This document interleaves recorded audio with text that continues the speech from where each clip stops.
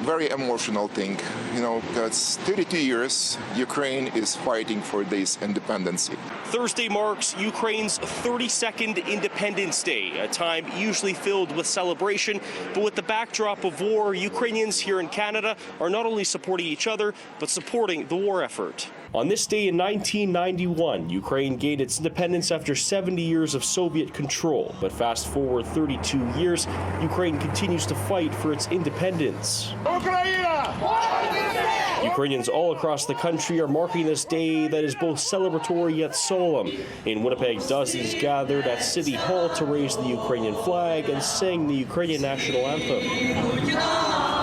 Always been a Ukrainian, always proud to be a Ukrainian Canadian, and always proud of a nation who is fighting for such a terrible enemy right now. Christina Rudanets was living in Kyiv when Russia invaded Ukraine back in February 2022. She remained in the country for about a year until she moved to Winnipeg in March of this year, arriving on her own without her family, who remain in Ukraine at this time. Every day I pray for them, I speak with them, and we are all hoping that this terrible war will end. Rudanets is now an office administrator with the Ukrainian Canadian Congress Manitoba branch and is helping others who were in the same situation she was in a few months ago. No one judges you. Everyone is trying to help you, to support you, to give you a hand, to teach you, and it's amazing. Since 2022, Canada has committed over $8.9 billion in support for Ukraine,